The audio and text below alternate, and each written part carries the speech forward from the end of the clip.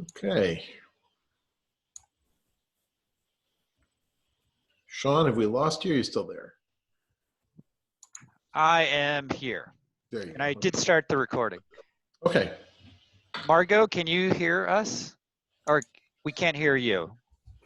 I don't know if you're...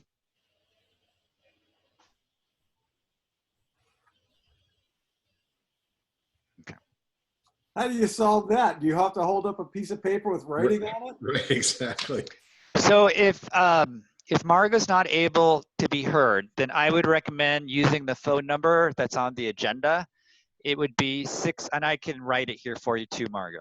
650-242-4929. And you can call the phone number, and then you would enter in the meeting code, which the meeting ID is, let's see, 148-898-5653. Okay, so I put that in the chat for you. If for some reason there's a password, it is 018933. Sorry for this, just trying to make sure she gets it. Yep. So she can call in by phone if she needs to. Sometimes the system doesn't work that well.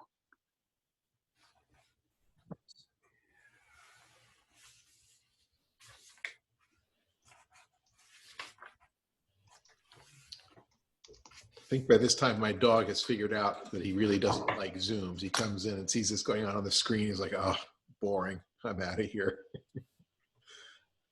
All those faces talking to each other.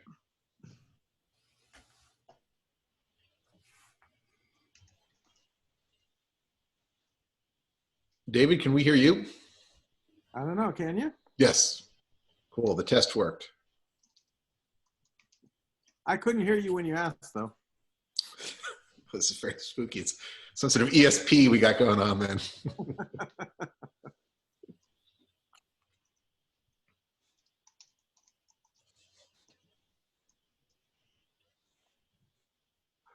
If anybody tunes in for this recording, this will be the really exciting part. Maybe we can sell the recording a lot of money. Do the dance remix. Yeah.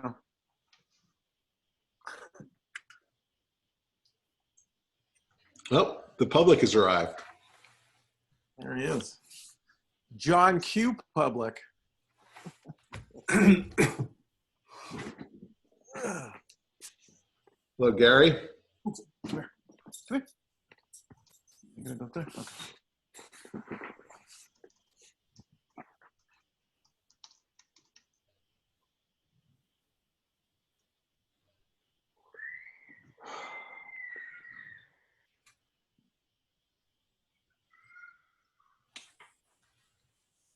Okay. I think that's, yes, that's your number. Yeah. Yes. Hello. Oh, excellent. Okay. Do other people have audio? Yeah. On the rest. I'm the only one? Yep. Never happened before. Okay, let's go. Here I am. Yeah, but the good news is that since you're present twice, you actually get 2 votes on everything. So it's kind of a. I'm present twice. Here we have a new member of the commission. Welcome. Thank you. I'm glad to finally see a meeting going on. All right, so let's get underway. I believe the first order of business is to see if there's any public comments not on the agenda. Could we establish a quorum? Yeah. Although the video shows who's here still for process. Yes, just we have 5 of the 7 commissioners, including welcoming a new commissioner, Kirk Page. Good to see you here. Thank you for joining. You? The 2 that are absent are Nomi and Seppi, but we have a quorum. Does that suffice, Sean? Yes, thank you. And at this point, we will see if there's any comments from the public on a item on the agenda. That's you, Gary. Thank you. No comment. Okay. Thank you. somebody else who wants to be a commissioner one day. So the first order of the agenda is to consider the chairmanship. And so we can now entertain nominations for chair. And I would like to, if it's appropriate, Sean, I would like to nominate Russ to be our chair for the coming year. Second. Everybody steps back in relief. Third. Okay. Although there should be a penalty for missing the meeting, so maybe Nomi could get in there too. Yeah, she's already served her term. All in favor of Russ being our new chair? Aye. Aye. Aye. Unanimous. And there we go. Congratulations. And so Congratulations, Russ. I think no rioting, nothing. It's great. Democracy's working. And so I think at this point I hand the gavel, so to speak, over to him to run the vice chair, I believe is the correct one. Yes, that's correct. Okay. So I actually brought a gavel, Excellent. See? which is my soft mallet, but it'll have to suffice. A gentle touch. I like it. Yeah.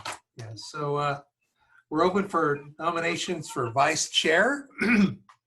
And I believe there was a motion to nominate Commissioner Moore for the position of vice chair for this coming term. Me? I I second. second that. Any seconds? I'll second. Any go backs? So do we vote to approve? Yes. Aye. Aye. Aye. Aye. Okay. It sounds like the ayes have it, so Commissioner Moore is the vice chairman for the term coming up. Excellent. So I note from the, I'll let that go straight to my head. okay.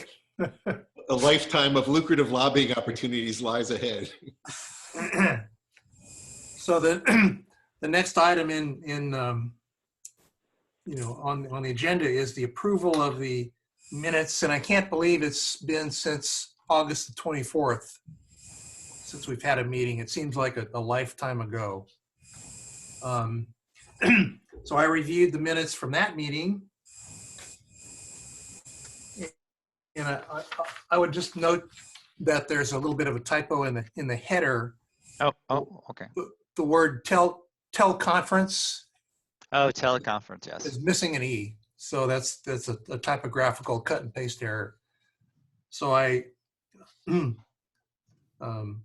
have any other issues with the. I'll move to approve the minutes. Okay, move to approve the minutes. Second. I'll second. Second and approved. Aye. Bang. Good. Thank you very much.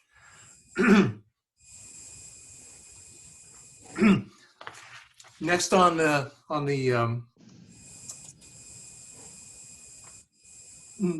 commission is the Certified Local Government Annual Report. Review and approve the annual report to the State Office of Historical Preservation. This is about a 14 or 16 page document that looks quite complete. I reviewed it and it looks fine. Any comments? Anybody have any comments on the CLG? Sean, do we ever get any feedback on these things? No, seldom. I think the only time was when Robin Chapman raised concerns regarding the orchard, and we received feedback from the state. Otherwise, no, they never provide any comments. But it is helpful for grants because having these reports in on an annual basis qualifies for that. That may well be one of those good.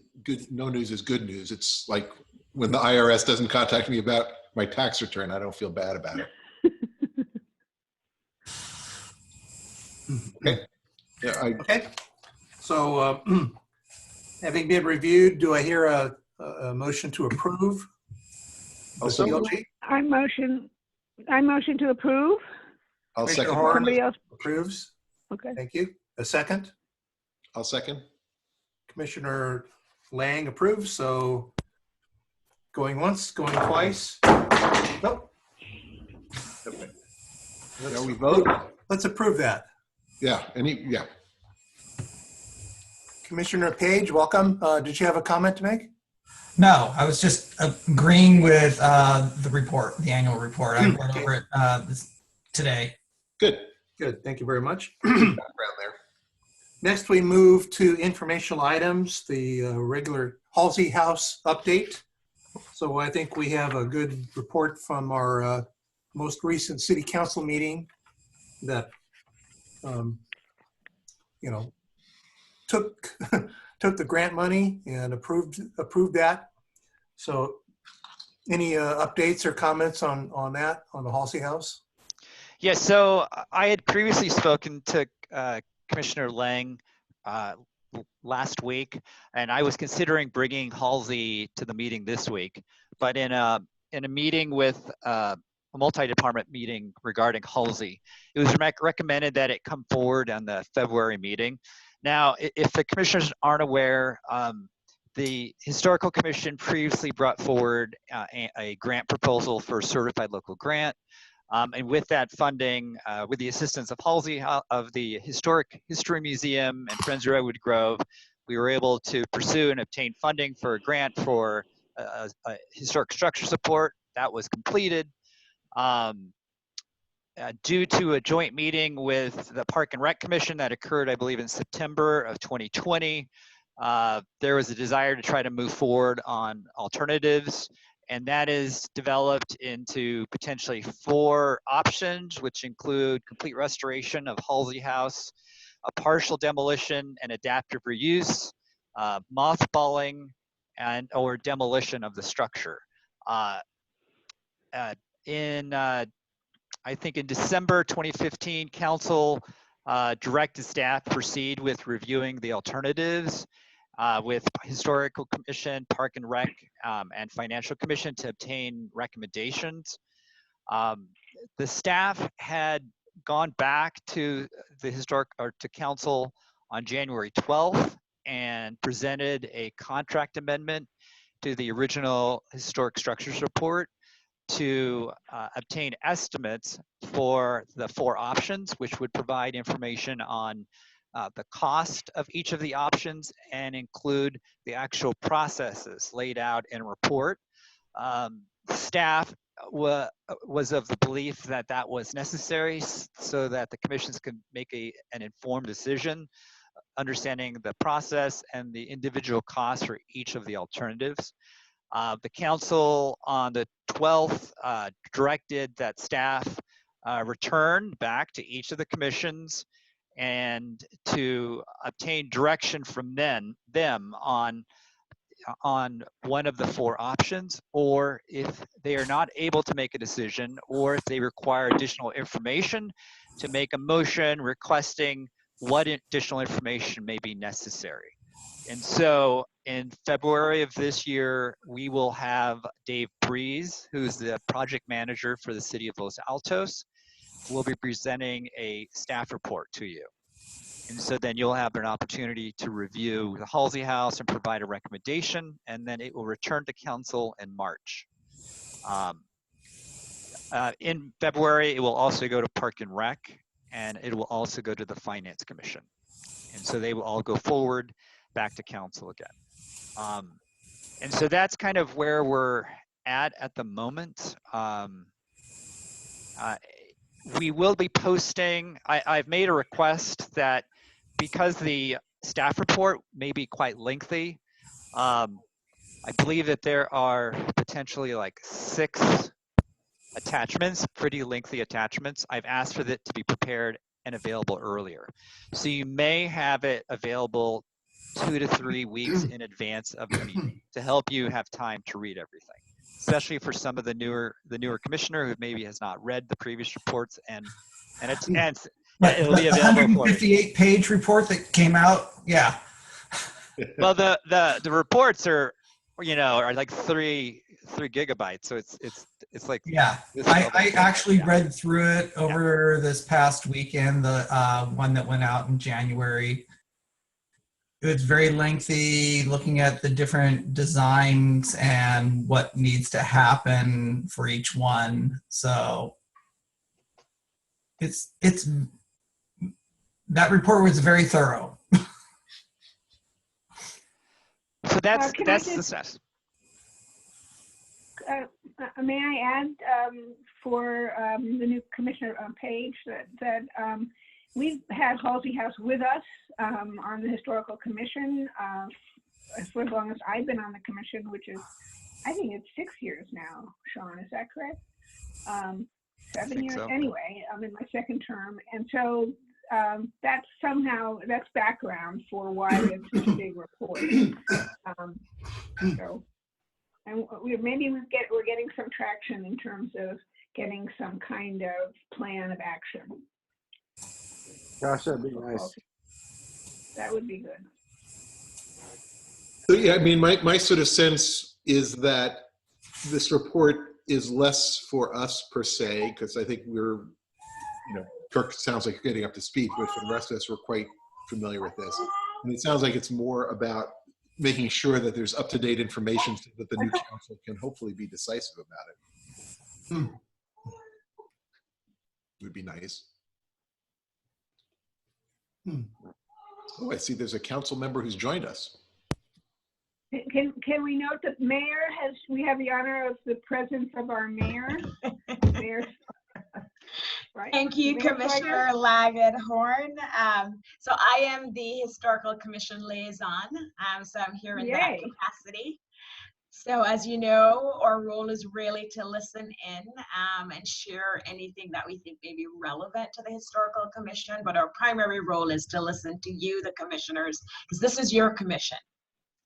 But thank you. Happy to be here. Yeah, we are honored. We are honored. Thank you. Thank you for coming, Mayor. So Sean, is there an action required today? No, as for Commissioner Page, so informational items are purely informational. No action can be taken. The only items that can have motions are items for consideration or action. And so it's purely an opportunity for the commissioners, for staff to provide an update, since we have a lot of work plan items typically that take multiple months to complete. It gives you an update and it allows you an opportunity to potentially give comments or directions to staff without a formal motion.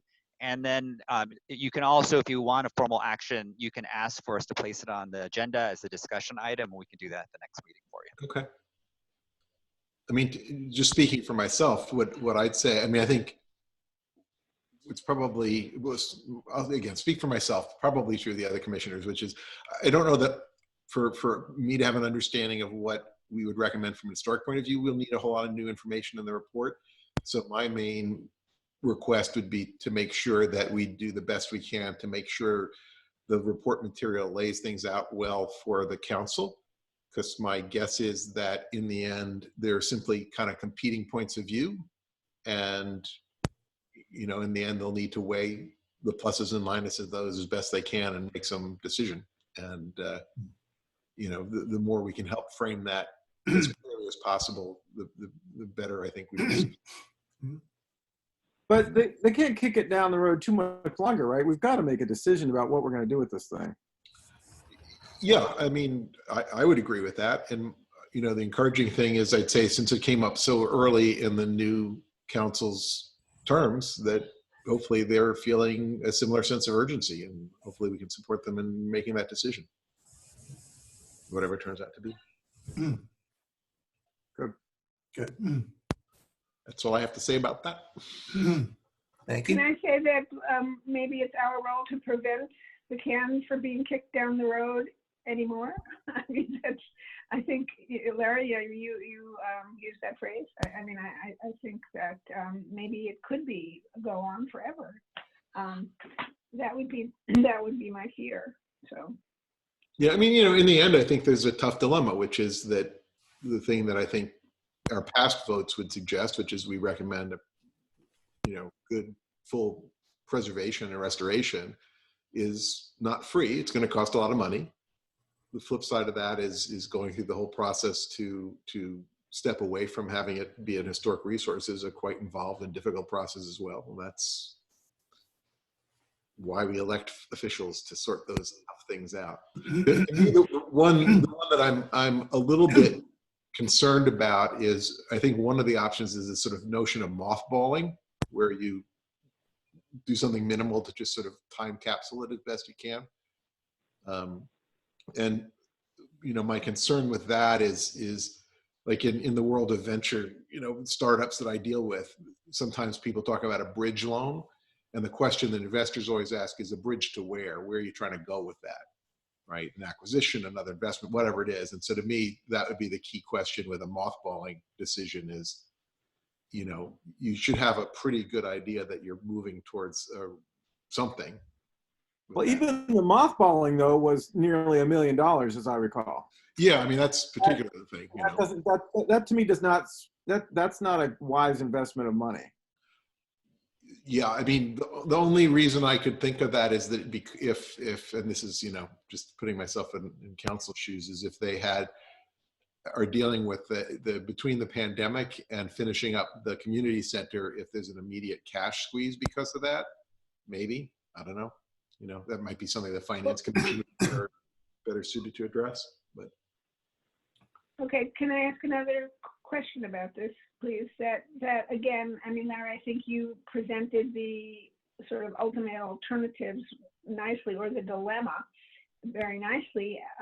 So it's ultimately up to council to decide between those two alternatives upon our recommendations. Is that correct? Sure. Or Sean, do you want to clarify that for me, for us, please? Yeah, I mean, the final determination will be by council. What you'll be providing is a recommendation to council. And then council will have to make a decision based on the individual recommendations from each of the three commissions. And that could also be based upon the input and directions they receive from each of the commissions, because it could be both a particular option they select, and then also additional directions or information they may need. The expectation, of course, for each of the commissions is for them to make decisions based on the role of each of the commissions, and for this particular commission, it's based on what the purpose of the commission is, and then what your ordinance states for historic preservation. Park and Rec may have other requirements, and then finance may have other parameters. So it's more than just providing a choice of one of the four options, but providing the direction may be helpful. Thank you. Could what part of our recommendation to council, if the decision was made to renovate the entire nature center, I'm looking at the report that came out, between $1.5 and $2 million for that. Part of that recommendation to see if there's a way that the city could float a bond to cover the cost of that. Or would that go to the finance committee, or would that be a recommendation to the finance committee to look into that? I would think that would be more their purview. I mean, my expectation would be we'd be looking through it through our sort of assigned mission, namely ongoing historic arrangements and so forth.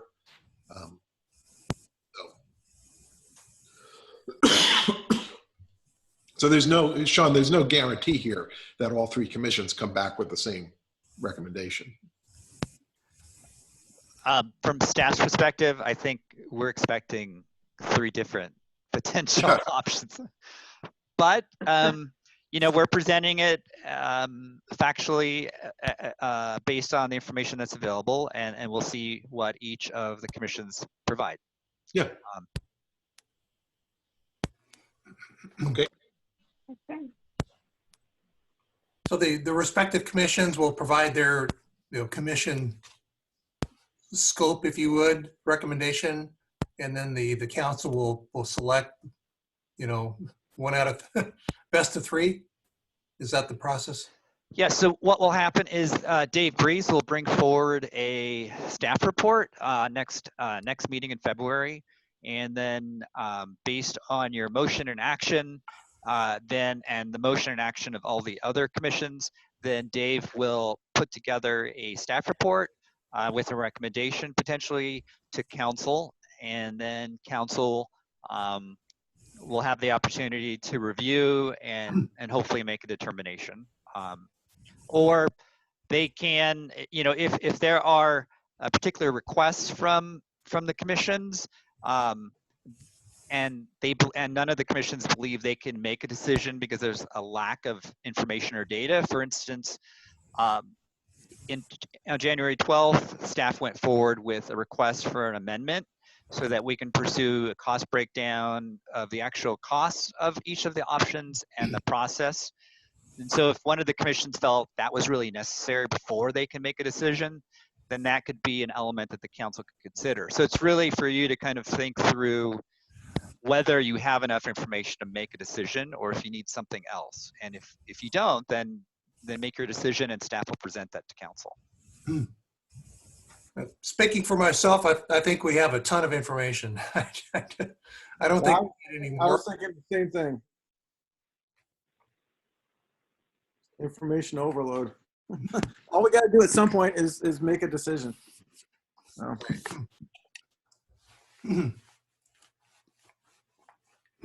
Okay, is there any more discussion relative to the information item regarding the Halsey House? Okay, hearing none, we'll move on to agenda item 5, the Margaret Thompson Essay Contest.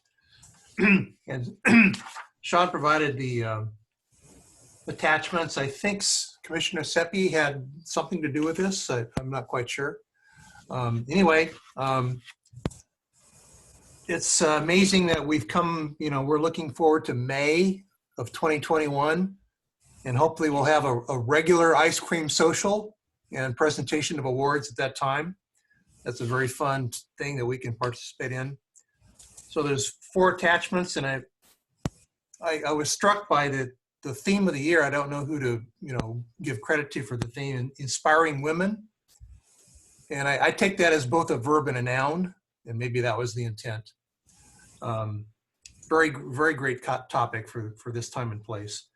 So we have the theme.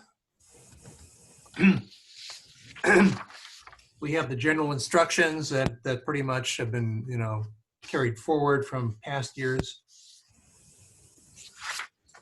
And the next part of the theme, and then the rubric, which defines the scoring characteristics. So again, whoever contributed to the construction of the framework for this year's Margaret Thompson Essay Contest, I thank you. Any other comments from any commissioners regarding this? Just to comment that if you have not had a chance, if you take a walk over to the History Museum, particularly the Gilbert Smith House, there is the exhibition going on there, Rise Up. It's a well done exhibition. For a little while, it was even open inside, and you could go see even more stuff. But at least for now, it's still available outside. Clearly timed with the celebration of the passage of the 19th Amendment. And it's nicely done because in addition to the sort of big story, it has a nice illumination of the local story, both in terms of the activists in this area, which turned out to be quite an active area in that movement, as well as highlighting some of the things that didn't go well, particularly with people of color, women of color, and so forth. So it's a thought-provoking exhibit, and you can take it all in without endangering yourself because it's outdoors. You can easily physically distance, and would certainly recommend it. And as usual, the essay contest is a collaboration between our commission and the museum, which is So can I add to that hopefully the museum will be able to have us come to the indoor part, given the change in the county's guidelines. And the exhibit is supposed to be up until, I think, February sometime, maybe late February. So that could be good news. It's a great exhibit. Yeah. Thank you. Santa Clara County was one of the few counties in the Bay Area to vote for suffrage. Yeah. Santa Clara and Marin. And that's mostly because of the strength of the liquor lobby in the Bay Area. Those are my historic two cents.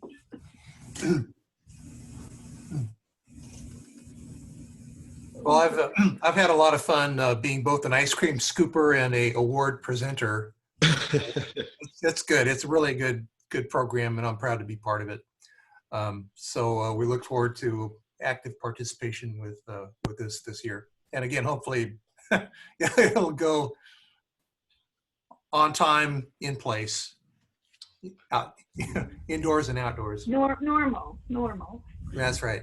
We hope. Okay, any more comments relative to the information item on Margaret Thompson? Okay, moving forward, the next item is the monthly staff report. Receive information and announcement from the city staff that we haven't already heard. So if the commission's not aware, which I believe the city clerk has sent out already, there is a joint meeting for the Historical Commission and Council on February 2nd. I do not have the times. Once the agenda is set, we will have the specific times because each commission is given typically 30 minutes. And I believe that there are 5 commissions established for that day. So once I have the specific time period, I will forward you that time period. I don't have it right now yet. And I have forwarded the work plan that was approved previously by the commission. I did make all the edits that the commission requested, and so that has been forwarded to them. In addition, in the future, probably towards the end of the summer, we will be having a new application.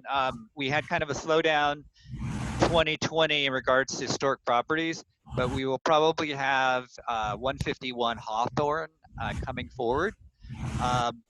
This home was, we're thankful in that this home was preserved. They're looking at a full restoration with an addition off the back. As the primary planner that met with most of the individuals looking to buy this property, we were very lucky because a majority of them wanted to tear it down. And so I advised them of the opportunities to preserve. I advised them of the Mills Act. And so I think this owner is not pursuing the Mills Act, but they are interested in preservation. So this is a home, it's a craftsman home that was built in the 1920s. So that'll be before you next year or the end of this year. And then in addition, let me try to close this too. So in addition, we still have the American Legion Hall that needs to come forward. Now, part of the problem has been the city is paying for a historic resource evaluation, but there's been a significant problem with the historian getting access to historical records. We've had this same particular problem with 141 Marvin, which was considered a potential historic property, which is not. And so I will be checking in with them. The hope is to have that in the next few months to give information regarding American Legion. And so that will hopefully be during the course of this year, we'll have American Legion Hall come forward to you. And that's really the 3 primary items that I wanted to advise you of. Interesting that the joint meeting is going to be on Groundhog Day. Yeah, I was just going to say that, Larry, you beat me to it. That's so it can go important. over and over again. So, Chair, if I may, just a couple of things to Mr. Gallegos's report from the city. So the first thing I want to share with the commissioners is that we do have our priority setting retreat on Saturday, January 30th. from 9 a.m. to 4 p.m. And so if you haven't seen the survey yet, please go to our city website. We're asking residents to submit their thoughts on what they think our priorities should be for this coming year. The second thing I will add is that the Joint Commission and Council meetings on Groundhog Day, they start at 5 p.m. I don't know what the order will be, but it will not be before 5 p.m. And that notice should go out soon. And then the third thing I wanted to share on Halsey House, it's exactly what Mr. Gallegos said, where we're looking, you know, we all understand there's been a lot of reports and studies and information regarding Halsey House and different proposals. And so what council is looking for from the different commissions tasked with this is a recommendation on what we should do with Halsey House. And so as someone else said, it is our final determination, but we do value your input. And the assumption isn't because you're the historical commission, you necessarily will recommend for us to preserve it. So we are hoping that you will put forth a recommendation, and it's for council to resolve any discrepancy or disagreement among the different commissions. And again, we have a priority setting, which will weigh into whatever decisions we make. So just wanted to share those points with you. Thank you. Thank you. Wonderful. We will do it. We will. Okay, any further comments regarding agenda item on staff report? No, hearing none. We'll approve that. Next item is commissioners' reports and comments. I'm not sure we have any discrete reports to present. Any comments, any updates? I do have one issue to kind of bring forward, which is that the signage for the historic apricot orchard is still pending as far as I know. So Sean, do you know anything about that? Because we have these other signs with the History Museum. So, well, I think there's a determination that needs to be made. I mean, so as most of you are aware, there were two previous, I think, proposals that were created for the orchard. And then the History Museum with Elizabeth Ward, and then also with the Orchard Commons, I believe, organization wanted to develop a new version of the interpretive signage that included a new signage adjacent to the library with completely different language and text and photographs for the interpretive signage. Now we already have, based on the previous alternative, we already have interpretive signage text. We already have those photographs. And so we could potentially have gone forward with those, but the commission last year had made a determination to kind of potentially move forward and allow the Orchard Commons and History Museum to kind of develop something. Now, part of the problem became, of course, was that the Orchard Commons and History Museum came forward to the city with a request for funding, and it was very expensive, at least from the staff's perspective, and we didn't have funding in the budget for that. So that's where we're kind of at the moment. I would recommend that we kind of reach out again. There's a subcommittee, I believe, for the orchard, reaching out to Elizabeth Ward and to Orchard Commons to see where they're at on that process, and to try to have that subcommittee hopefully meet again. Thank you, Sean. So that the subcommittee has been Larry and myself, if I'm not mistaken. Larry? Yep, and bring it up. I do know that the other priority among the fans of the orchard is to advocate for an improvement in the irrigation arrangement to be more efficient with the water and better for the trees. So I know that it is also out there. Not necessarily an historic issue, but okay. So can I offer to or should we, I'll be glad to speak to Elizabeth Ward and let you know, Larry, or if you want to do something together. That'd be good. I'd be glad to do that to try and move this forward. Thanks, Margo. And Commissioner Horn, in regards to irrigation, if you want to pursue that, you would want to talk to engineering. If that's, because irrigation has been a proposal. There was a plan for maintenance and improvement of the orchard that was presented by Robin Chapman many years ago, and I know that they're looking to update that. So if you're interested in potentially irrigation, you may want to talk to either likely Jim Sandoval in the engineering division. He's the director. Okay, thank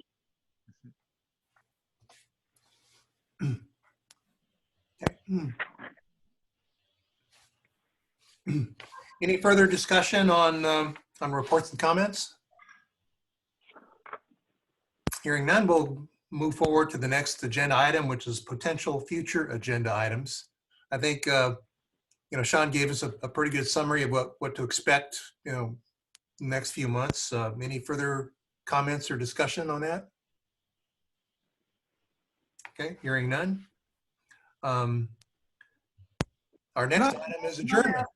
Can I ask, what's the problem with getting the past records for the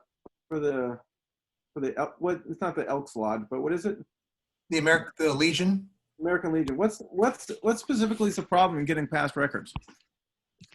So according to the historian, the locations that provide access to the records due to COVID have restrictions on access.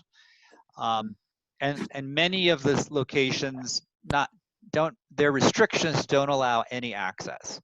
And where typically they may have done the research for individual historians, they do not have the staff, I believe, at the individual sites to conduct the research. So there's this circular issue.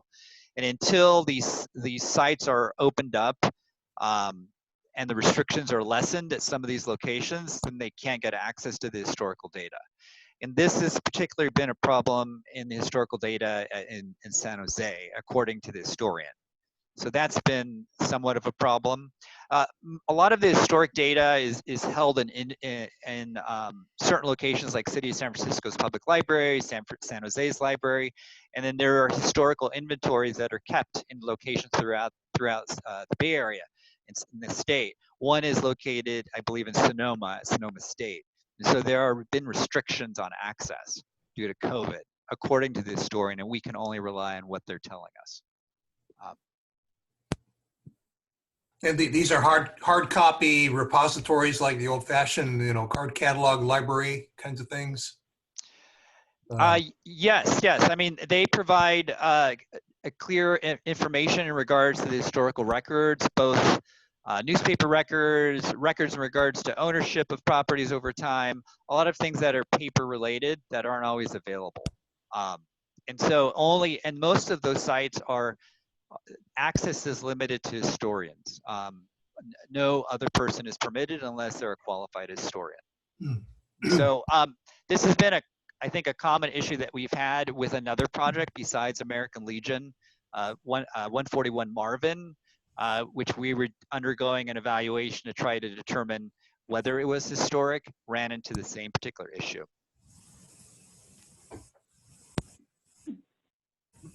Okay. Thank you, Sean. Many further comments on this?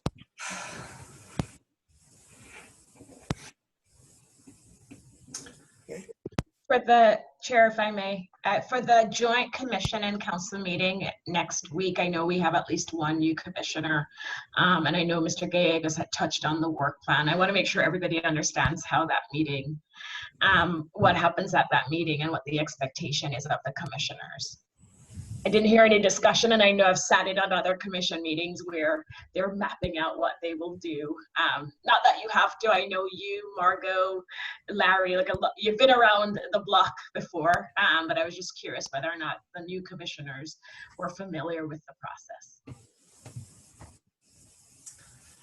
Well, I read through the handbook that Sean gave me that had what happens at what time. It seems like the next few months, almost all the effort is on the Margaret Thomas essay contest and reviewing those essays. But yeah, I think the information that Sean has given me in my handbook for the Historical Commission has been pretty thorough. That is good news. Thank you, Sean. Thank you, Commissioner. Thank you, Page. Sean. What I can do, and I can capture it again, is I can email each, I will of course email you the updated work plan item. If you would like to review it now, it's not, I can always show it to you. It's not on the agenda, so you can't take action, but you can at least review it. Traditionally, as you're all aware, Mayor Flagger may not be aware, but in August of last year, since there was an intent to go to council at a joint meeting in November, the Historical Commission met in August. We reviewed the work plan, established made revisions to the work plan, allocated individual commissioners that would manage the individual work plan items, and then establish those priorities. That was done last year with the expectation for the November meeting, and then that was canceled. In addition, there was a staff report that was written in August that established all of their achievements over the previous year. That's not being attached with the work plan because in looking at the council Dropbox for all of the work plan items, none of them have staff reports. And so potentially we'd be the sole commission, and I didn't want to potentially be the sole commission. We could always attach it, and traditionally we've attached the Historical Commission's accomplishments, which they lay out, and we list what their kind of priorities are for the next year, and then we attach the work plan, which kind of reinforces that.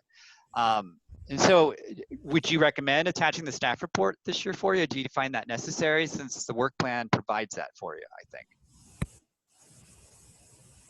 So let me get that for you. I'm sorry. Historic preservation.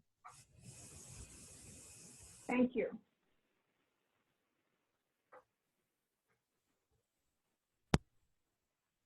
I just transferred it. 1 second. There we go.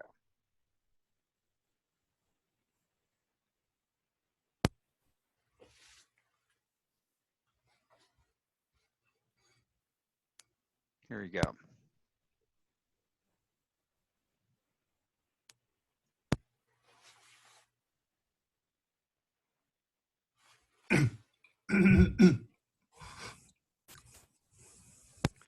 So, you know, as discussed at the August meeting, there were recommendations for updates to this.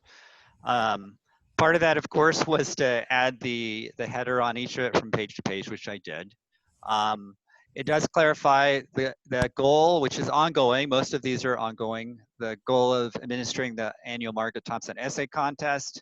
Commissioner Zuoffinen was assigned these particular assignments, which have particular target dates that begin in December and end in May, typically. And then these are the city priorities and what they're related to. And then this is the status. The status is it's an ongoing project. The Historic Plaque Program, this is an annual project, and that's the goal, of course, is to administer this. Commissioner Horn has been managing this for a number of years. This begins in February. The Historic Plaque Program provides an opportunity for the city to solicit properties that lack a plaque. Currently, all historic landmarks have plaques located on their property. And we have a significant number of historic resources. However, we have, I believe, approximately 80 that do not, so quite a bit. So every year we pursue it and we get a couple, typically every year. And so then we have the administration of the landmark Apricot Orchard. Commissioner Horn has been pursuing this. And again, this kind of reinforces what Commissioner Horn was talking about previously, which was to oversee the placement and installation of historic landmark plaques, interpretive signs within the historic landmark apricot orchard. Priority 4 was oversight efforts of the Halsey House, which was a city landmark. This was revised slightly at the last meeting so that it represented that it was Historical Commission subcommittee was actively providing oversight, and those subcommittee members were Lang, Moore, and Trapnell commissioners. And so part of their assignments were to actively pursue grants, which they've done successfully in previous years. And then it ties the particular priority that's established by council based on this particular ordinance. And then we have the annual Historic Preservation Award. Again, we have the same kind of timelines and assignments, and this is being managed by staff with all the commissioners reviewing the nominations if they would like to. Typically, this is now being managed by the History Museum, but in the past, members of the commission participated. In regards to reviewing ongoing efforts to the Mills Act, the commission made modifications this year to the Mills Act back in August. As staff has raised concerns that there has not been an ongoing level of oversight in Mills Act properties for quite a while. And as you're aware, I wrote a thesis paper on the Mills Act, and it's common throughout Santa Clara County that, with the exception, I think, of Gilroy, no city oversees their Mills Act properties. And there's a legal requirement to conduct oversight every 5 years. So Commissioner Lang was managing this, and the expectation is for an annual report in the summer. And this was newly added in August by the commission as a new kind of target date. And so this will be try to achieve every year is to provide an update, since it's every 5 years, but per site, and that timeline will change every year. We do have the CLG grant, which we just completed tonight. And so that's an annual report that's required by the state. And again, it gives you the target dates, and we've achieved that this year. We foster partnership with the History Museum.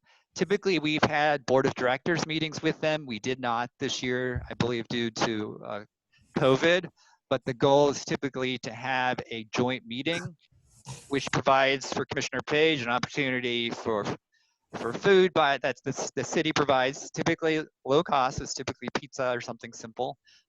But we do provide that, and it is an opportunity for coordination between the History Museum and the Historical Commission, and coordinate in some of their priorities, since they're kind of interconnected in regards to preservation of the city. The update to Historical Commission website has been a long-term priority, and this again does have the target dates, which is ongoing. It's not a fixed target date. A brochure which has been ongoing. It is a question that we've not really addressed, whether this needs to be revised, since we do have older brochures, but no current brochures that we've pursued. And then number 12 is to advocate for stewardship of city-owned properties. And so this was revised, and then the commission adopted it in August. And this is what potentially you would be discussing at the meeting. In previous council joint meetings, the commission has raised significant concerns regarding Halsey, which is partially the reason why council at a previous meeting gave direction to the commission to pursue grants for Halsey. And so it is an opportunity to kind of raise particular goals or projects that you believe are of greatest priority to discuss at that meeting. And the slots are not long, right? They're 20 minutes, half an hour, something like that. The slots are 30 minutes. We have the HESI work plan. Yeah, hence the tendency tends to be on the matters that require immediate decision Council. focus. I suspect we'll spend more time on Halsey House and how we can make progress on that decision as opposed to the details of the essay contest. Indeed. Sean, just a question on that, on the Millsack thing. I'm glad you brought that up. Is the pandemic restrictions causing any problems in reviewing that with the homeowners affected? Well, I think that is it could potentially, but there are many alternatives to conduct the 5-year inspection required for each property.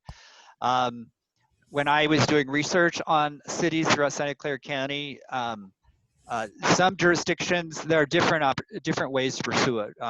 One is an informal survey, so you can send out a survey. As an alternative, you can send out a self-survey with the individual homeowners providing photographs showing the condition of the properties. You can require staff members to go out and complete a survey, physically go on site, conduct a survey of the exterior of the building, complete the form, take photographs. Some jurisdictions actually will hire historic firms to come out and do an actual survey of the properties in comparison to their maintenance program that they're supposed to follow. The expectation with these 5-year inspections is that they're supposed to provide us documentation showing that they've actually been complying with their maintenance program. Because the idea is, of course, they're getting a 40 to 50% reduction in overall taxes, and that money is supposed to be intended for preservation of the building. And so if they're not complying with that 5-year program, then there should be potentially a necessity for the commission to consider whether to bring it back to revise that MMRP and our maintenance program. I mean, my sense walking around, looking at the various properties, is that for the most part, the Millsack folk are being diligent about it. I think particularly as long as we've got Halsey House there, we're definitely living in a glass house if we decide to start throwing stones. So there's that issue. To me, the reason why we want to stay on top of this in particular is to make sure that, if somebody comes forward with another Millsack proposal, a fair question that council would ask on behalf of the residents is, are these tax benefits being earned by the people who are doing those things? And it would be good to have a track record that shows that we're being diligent, following up with the Millsack beneficiaries to make sure they're living up to their side of the bargain as much as anything else. So thanks for that, and we'll look forward to reviewing that in the summer.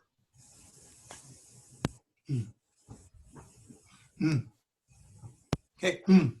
Any further discussion?